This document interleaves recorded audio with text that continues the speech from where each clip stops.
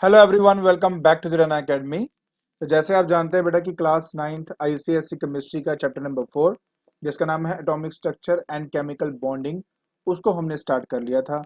तो last lecture के अंदर हमने डिस्कस कर लिया था बेटा कि एटम के बारे में और साथ ही साथ डिस्कवरी ऑफ इलेक्ट्रॉन के बारे में। तो चलिए आज हम सीखते हैं डिस्कवरी ऑफ प्रोटॉन के बारे में।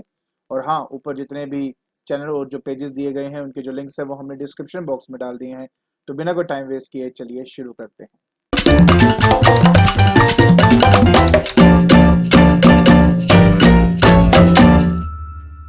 सो देखो बेटा, आज हमने डिस्कस करना है डिस्कवरी ऑफ प्रोटॉन के बारे में। और इसकी भी एक बहुत ही फैबुलस हिस्ट्री है। अ, देखिए क्या है बेटा कि अगर मैं किसी एटम को जानता हूं तो हमने पहले से ये बात जान लिया था कि ये जो हमारा एटम होता है बेटा ये इलेक्ट्रिकली न्यूट्रल होता है। अब यहाँ पर इलेक्ट्रिकली न्यूट्रल का मतलब क्या है बेटा कि इस पर कोई चार्ज नहीं है, इट हैज नो चार्ज। लेकिन after the discovery of electron जो हमें पता लगा था कि इलेक्ट्रॉन एटम का ही एक पार्ट है, सब एटॉमिक पार्टिकल है बेटा इसका। और इलेक्ट्रॉन जो है वो एक नेगेटिवली चार्ज पार्टिकल है। तो एक्चुअली जितने भी साइंटिस्ट थे उनको ये चीज महसूस होने लग गई कि अगर एक एटम के अंदर नेगेटिवली चार्ज पार्टिकल है, जो कि डिस्कवरी में आ ही गया था कि हाँ होता है एक नेगेटिवली चार्ज पार्टिकल, तो उनको लगा कि जितना नेगेटिवली चार्ज पार्टिकल है उतना पॉजिटिवली चार्ज पार्टिकल भी होना चाहिए, क्योंकि इन दोनों के बराबर बराबर मात्रा में होने की वजह से एक जो एटम होता है वो हमारा क्या हो सकता है, न्यूट्रल हो सकता है। बस यही समझ लीजिए कि यहीं से बेटा क्रियोसिटी स्टार्ट होती है। वो कौन सा पॉजिटिवली चार्ज पार्टिकल है जो मतलब कह सकते हो कि जिसका चार्ज एग्जैक्टली इलेक्ट्रॉन के चार्ज जितना हो, और जितने इलेक्ट्रॉन्स हैं उतने ही पॉजिटिवली चार्ज होने चाहिए ताकि एक एटम क्या हो सके, आपका न्यूट्रल हो सके। तो अगर आपको याद हो बेटा इलेक्ट्रॉन के बारे में, इलेक्ट्रॉन की डिस्कवरी जब हमने करी थी तो उसमें एक एनोड था और एक हमारा कैथोड था। एंड हमारे पास एक बेटा ट्यूब थी, उसके अंदर एक गैस रखी गई थी लो प्रेशर के अंदर। और जब इसमें 10,000 वोल्ट तक का पोटेंशियल डिफरेंस अप्लाई किया था तो उसके अंदर बेटा जो हमारे पास कैथोड रेज हमें मिली थी। ये बात आपको अच्छी तरह पता ही है, आई थिंक इसमें कोई प्रॉब्लम वाली बात है भी नहीं। अब हमने बेटा पता क्या करना है बेटा कि अभी भी हमने वही डिस्चार्ज ट्यूब का इस्तेमाल किया है।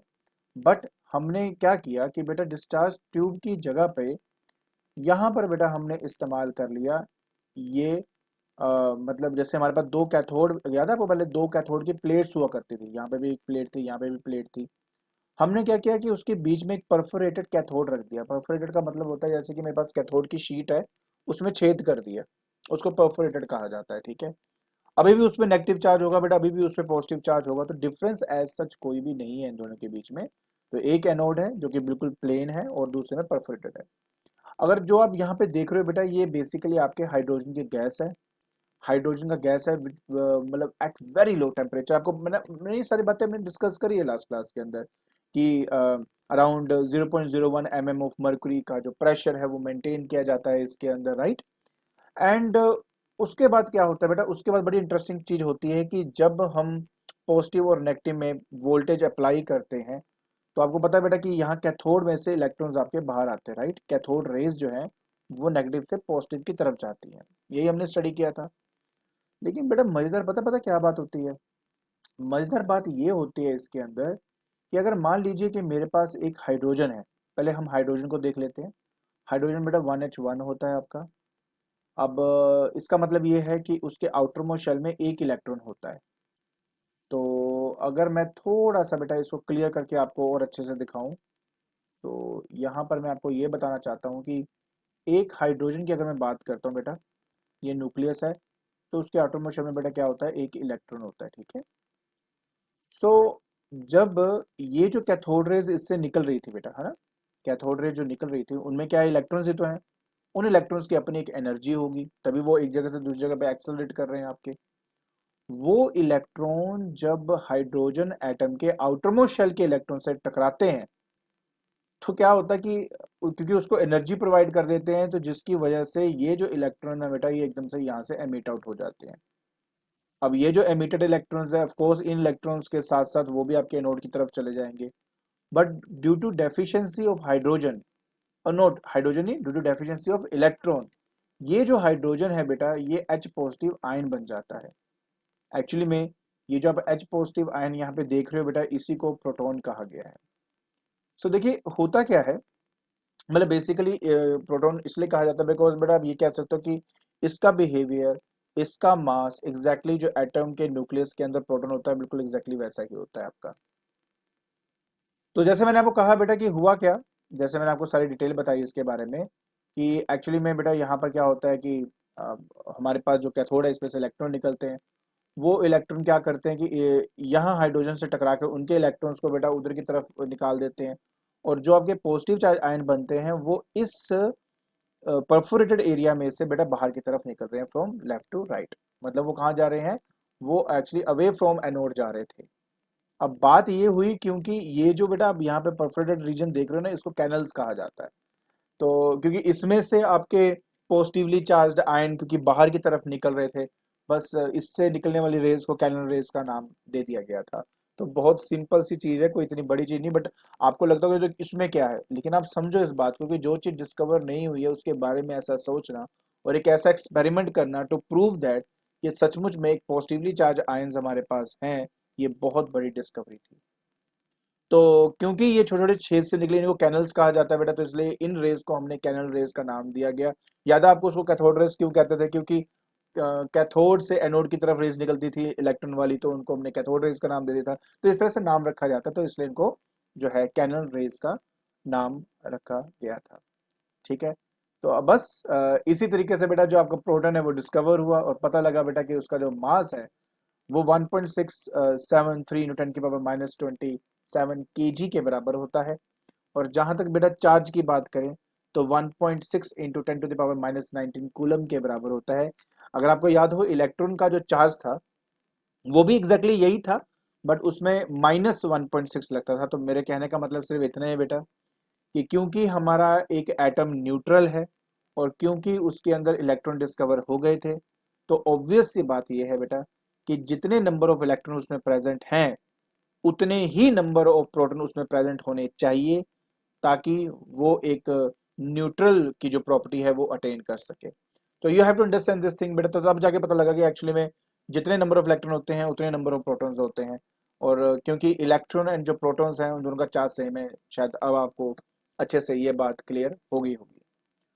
अब बेटा हमने क्या पढ़ना है, अब हमें इसके जो प्रॉपर्टीज है बेटा उसको अच्छे से एक बार रीड आउट करना है और समझना है कि वो प्रॉपर्टी क्या कहता है बेटा आपका। तो सबसे पहले बेटा हमें पता है कि एनोड रेज जो है वो ट्रेवल करती है स्ट्रेट लाइन में, कैथोड रेज भी स्ट्रेट लाइन में ही ट्रेवल करती थी। दूसरी बात यह है बेटा कि ये जो आपके एनोड रे है इसके अंदर ना माइन्यूट मटेरियल पार्टिकल है, जो कि हमारे पास जैसे H पॉजिटिव आयन है वो क्या है, वो उसका एक अपना एक मास है, उसका अपना एक चार्ज है। तो जैसे cathode ray mechanical effect show करती थी वैसे ही आपका जो एनोड रे है वो मैकेनिकल इफेक्ट शो करता है। एक्चुअली बेटा एक ना पेपर लॉन्च हुआ था जिस पेपर के अंदर बताया गया है about the mechanical effect of anode rays. उसी में से बेटा ये पिक्चर मैंने कट करके आपके सामने यहाँ रखी है और यहाँ पे आप साफ साफ देख सकते हो कि हो क्या रहा है बेटा कि ये तो आपका एनोड है, ये परफोरेटेड कैथोड है, ये बेटा यहाँ से वैक्यूम पंप से अंदर की जो गैस है बेटा उसको मतलब उसका प्रेशर को लो किया जाता है। और बेटा ये जो देख रहे हो ना ये बहुत ही लाइट व्हील है। क्या है बेटा, व्हील है, बहुत ही लाइट व्हील है। तो बेटा जब ये एनोड इन व्हील्स के साथ टकराता है ना तो एक्चुअली क्या करता था, ये इसको रोटेट कर रहा था। तो इसका मतलब क्या है कि इसका एक मैकेनिकल इफेक्ट है, मतलब ये कि आप चाहें तो इसकी एनर्जी को मैकेनिकल एनर्जी में कन्वर्ट कर सकते हो। तो ये इसका मतलब था। तीसरे में आया था बेटा कि they are made up of positively charge particle, वो मैं आपको ऑलरेडी बता चुका हूँ, रीजन भी समझा चुका हूँ बेटा क्यों ये पॉजिटिवली चार्ज पार्टिकल्स थे आपके। फोर्थ नंबर में आता है बेटा कि कोई भी चार्ज पार्टिकल चाहे वो पॉजिटिव हो चाहे वो नेगेटिव हो, अगर उनको इलेक्ट्रिक एंड मैग्नेटिक फील्ड के अंदर हम उनको मूव करवाते हैं ना बेटा तो वो अपने पाथ से हमेशा डिफ्लेक्ट होता है। तो अगर कोई न्यूट्रल होगा तो उस केस में वो बिना किसी प्रॉब्लम के बेटा आराम से पास कर सकता है, चाहे वो इलेक्ट्रिक फील्ड हो चाहे मैग्नेटिक फील्ड हो, क्योंकि जो फोर्स एक्ट करती है किसी चार्ज पर वो उसके किसी भी पार्टिकल पर वो उसके चार्ज पे डिपेंड करता है कि वो पॉजिटिव चार्ज है कि नेगेटिव चार्ज है। इसलिए कहा जाता है कि पॉजिटिव रेज थोड़ा अलग बिहेव करती हैं as compare to cathode rays, because positive rays जो है वो पॉजिटिवली चार्ज हैं और जो कैथोड रेज है वो नेगेटिवली चार्ज है। तो अगर आपको याद हो तो हमने बताया था बेटा कि अगर मान लेते हैं कि यहाँ पर एक नेगेटिव हो और यहाँ पर एक पॉजिटिव हो, तो जो आपकी कैथोड रेज हैं वो तो बेटा आपके पॉजिटिव की तरफ जाती हैं क्योंकि वो नेगेटिवली चार्ज होती हैं। लेकिन जो अब आपकी एनोड रेज होंगी बेटा वो एक्चुअली किस तरफ जाएंगी, वो पॉजिटिव की तरफ जाएंगी बिकॉज वो एक पॉजिटिवली चार्ज है। तो बस यही बात मुझे समझानी थी आपको बेटा, which is very very important. तो उसकी डायरेक्शन एग्जैक्टली ऑपोजिट होती है दैट ऑफ कैथोड रेज। ये बात प्लीज आप समझना, तभी आपको ये बात समझ में आएगी, ठीक है। अब यहाँ पर ये मत कंफ्यूज हो जाना कि यहाँ पे नेगेटिव है तो यहाँ से एनोड इसमें जाएगा, ऐसा कुछ नहीं है। ये सिर्फ आपको समझाने के लिए मैंने एक बात बताई है कि कैसे पॉजिटिव और नेगेटिव की तरफ ये टिल्ट होता है। ऑफ कोर्स जो यहाँ पे जो पॉजिटिवली चार्ज है वो यहाँ की तरफ जाएंगे, अगर यहाँ पर एक नेगेटिव और यहाँ पर एक पॉजिटिव रखूंगा तो ऑब्वियस है बेटा ये इधर की तरफ आपका टर्न करेगा, ठीक है। तो ये नेगेटिव हो गया, ये आपका पॉजिटिव हो गया। सो ये फोर्थ पॉइंट था।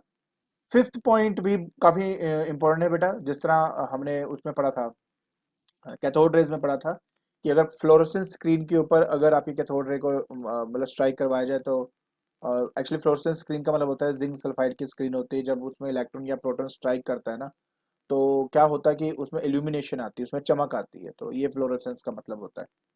सिक्स पॉइंट आपका ये कहता है जो कि कैथोड रे से थोड़ा अलग है, थोड़ा ध्यान से पढ़ना बेटा।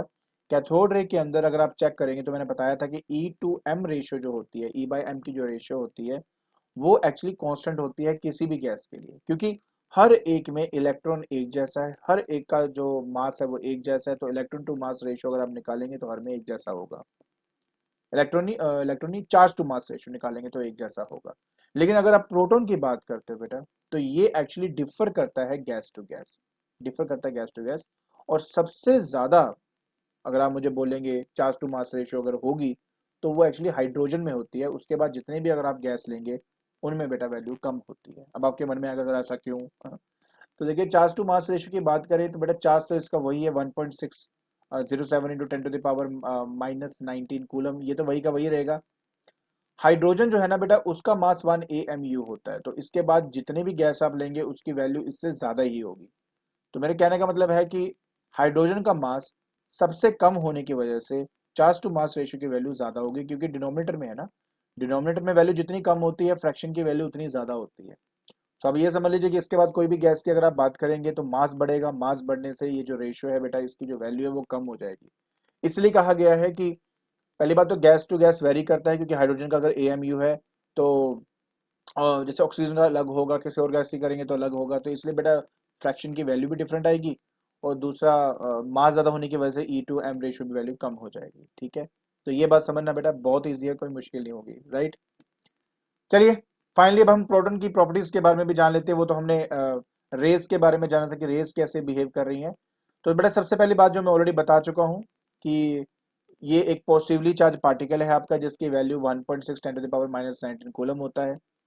दूसरी बात बेटा ये जो बात समझना है आपने बेटा, याद है आपको मैंने आपको एक बात कही थी कि इलेक्ट्रॉन का मास ना 1/1837 टाइम्स होता है हाइड्रोजन एटम के। ये तो बेटा है ही हाइड्रोजन आयन तो क्योंकि हाइड्रोजन है तो इसका मास एग्जैक्टली 1 AMU के बराबर होगा, जो कि इलेक्ट्रॉन से 1837 टाइम्स बेटा हैवियर होगा, राइट। एंड उसके बाद बेटा ऑब्वियस है अगर 1 AMU को अगर मैं ग्राम में कन्वर्ट करता हूँ तो बेटा उसका फॉर्मूला 1.672 10 टू द पावर -27 ग्राम होता है। जब आप बेसिकली मोल कंसेप्ट पढ़ते हैं तो वहां जाके बेटा ये 1 AMU इसके बराबर क्यों आया वहां पे डिटेल में थोड़ा समझाया जाता है। अभी के लिए चलो कोई बात नहीं, उसको एज इट इज आप अभी देख लीजिए, ठीक है। उसके बाद थर्ड पॉइंट में आता है बेटा हमारे पास the proton resides in the central part of the atom that is in the nucleus. देखिए बेटा मैं आपको बता दूं ये जो थर्ड पॉइंट है ना ये प्रॉपर्टी हमें तब पता लगी थी जब रदरफोर्ड स्कैटरिंग एक्सपेरिमेंट किया गया था। एक्चुअली डिस्कवरी ऑफ न्यूक्लियस जिनके नाम आता है वो रदरफोर्ड है, क्योंकि रदरफोर्ड ने जो एक्सपेरिमेंट किया था उस एक्सपेरिमेंट के बेसिस पे समझ में आया था कि एक्चुअली में हमारे एक एटम के सेंटर पे एक पॉजिटिवली चार्ज सफियर है, या सफियर नहीं बोलूंगा, पॉजिटिवली चार्ज कह सकते हो कि जितने भी पॉजिटिव चार्ज है वो एक छोटे से जगह पे कॉन्सेंट्रेटेड है, ये कह सकते हो आप। तो उसी को न्यूक्लियस नाम दिया गया था क्योंकि पॉजिटिवली चार्ज तो प्रोटॉन की प्रेजेंस उसी के अंदर थी। बाद में पता लगा था कि इलेक्ट्रॉन उसके रिवॉल्व अराउंड करते हैं, ठीक है। बट ये रदरफोर्ड के एक्सपेरिमेंट के बाद की बात है, उससे पहले नहीं पता लगा था, बट अब हम जानते हैं तो इसलिए प्रॉपर्टीज लिखी हुई है इनमें। सो बेसिकली प्रोटॉन है क्या, अगर हम देखें तो प्रोटॉन कुछ नहीं है, एक सब एटॉमिक पार्टिकल है बेटा आपका। सब एटॉमिक मतलब एक एटम का उसके उसका उसका भी छोटा पार्ट, सब एटॉमिक पार्टिकल है उसका। मास 1 AMU, जो कि एक हाइड्रोजन एटम के मास के बराबर है आपका 1 AMU आपका।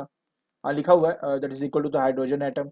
रिप्रेजेंट करने का बेटा तरीका याद रखा करो हमेशा, +1 1, इसका मास नंबर 1 है और चार्ज 1 है। याद है आपको इलेक्ट्रॉन में बताया था बेटा 0 - 1 होता है, तो मैं साथ साथ इसलिए बता रहा हूँ ताकि आपको समझ आते रहे कि एग्जैक्टली चल क्या रहा है, ठीक है, गलती ना हो। सो बस एक हाइड्रोजन एटम है, उसमें से माइनस कर दिया एक इलेक्ट्रॉन, मतलब अगर एक इलेक्ट्रॉन निकाल दिया जाए तो हमें हमारा प्रोटॉन मिल जाता है, जिसमें H पॉजिटिव है। अगर क्योंकि एक इलेक्ट्रॉन निकलता है इसलिए 1+ है, अगर 2 होता है तो +2 लिखता है, सो कर सकते हो आप, ठीक है। सो मेन बात यह है कि अब आपके इलेक्ट्रॉन की डिस्कवरी हो गई, आपके प्रोटॉन की डिस्कवरी के बारे में हमने सीख लिया। तो जब ये दोनों चीजें डिस्कवर हो गई थी तो तब आए मिस्टर जे जे थॉमसन। तो जे जे थॉमसन ने एक्चुअली अपना एक मॉडल मतलब बताया था, उन्होंने कहा था कि ये एक प्लम पुडिंग मॉडल है। प्लम पुडिंग पुडिंग मॉडल के अंदर क्या होता है बेटा, जैसे कि वाटरमेलन के अंदर आपने देखा होगा ना कि एक्चुअली क्या होता है कि उसमें एक रेड रीजन होता है, उसके अंदर ब्लैक हमें सीड्स दिखाई देते हैं। बस एग्जैक्टली वैसा सा ही आपका एक मॉडल था। उन्होंने ये कहा कि ये जो आप रेड रेड यहाँ पे देख रहे हो ना, ये सारा पॉजिटिवली चार्ज है और उसके अंदर इलेक्ट्रॉन्स को रखा जाता है। उसी तरह यहाँ जैसे आप देख सकते हो कि एक मेरे पास सफियर है, सफियर का जितना भी हिस्सा है बेटा, सारा जो मटेरियल है वो पॉजिटिवली चार्ज है, बस उसके अंदर जो है ना इलेक्ट्रॉन्स को एम्बेड कर रखा हुआ है, उसके अंदर डाला हुआ है आपने, ठीक है। तो बहुत सिंपल सी बात है, कोई इतनी बड़ी बात नहीं है, आराम से आप शायद ये बात तो समझ गए होंगे, राइट। चलिए अब अकॉर्डिंग टू दिस मॉडल उन्होंने क्या कहा उसको भी देख लेते हैं बेटा। तो सबसे पहली बात तो ये कही कि एक atom is considered to be as a sphere of uniform positively charge. Uniform का मतलब होता है कि अगर मेरे पास एक सफियर है तो पॉजिटिव चार्ज हर जगह बराबर है, ये नहीं कि एक जगह ज्यादा एक जगह कम, ऐसा नहीं है जी, हर जगह बराबर बराबर मात्रा में आपका, ठीक है। एंड इलेक्ट्रॉन्स को एम्बेड किया हुआ है उसके अंदर, ठीक है। ये बात सच है कि दोनों का जो चार्ज एग्जैक्टली सेम होगा। उसके बाद उन्होंने ये कहा कि जो टोटल पॉजिटिव चार्ज है किसी भी प्रोटॉन का वो एग्जैक्टली बराबर होगा total negative charge of an atom के। तो एज अ होल ये एक इलेक्ट्रिकल न्यूट्रल है, इलेक्ट्रिकली न्यूट्रल है आपका। तीसरा बिट आ जाता है the mass of the atom is considered to be uniformly distributed. मतलब उनके अकॉर्डिंगली था कि अगर मेरे पास एक एटम है ना तो एटम का जो मास है वो यूनिफॉर्मली डिस्ट्रीब्यूटेड है। लेकिन अगर आप आज के मॉडल के बारे में जानते हो तो एक एटम के सेंटर में बेटा सारा मास कॉन्सेंट्रेटेड होता है, बस उसके अराउंड क्या होता है, इलेक्ट्रॉन्स होते हैं जो कि लाइट इलेक्ट्रॉन्स होते हैं आपके, ठीक है। तो ये बात जो थी बेटा ये एक्चुअली जे जे थॉमसन ने दी थी after the discovery of electron and proton. I hope finally आपको डिस्कवरी ऑफ प्रोटॉन समझ में आ गया होगा, ठीक है। तो आज के लेक्चर के अंदर हमने स्टडी किया डिस्कवरी ऑफ प्रोटॉन के बारे में। आई होप फाइनली आपको समझ में आ गया होगा कि क्या वो क्यूरियोसिटी, क्या वो क्वेश्चन थे जिससे ये बात दिमाग में आई कि एक्चुअली कोई पॉजिटिव चार्ज तो एग्जिस्ट करता है नेचर के अंदर, एंड क्यों उसकी डिस्कवरी की गई और कैसे डिस्कवरी की गई, हमने उसके बारे में स्टडी किया। अगर आपको मेरी वीडियो पसंद आ रही है तो please like it, share it and subscribe it. आज के लिए बस इतना ही। Thank you so much.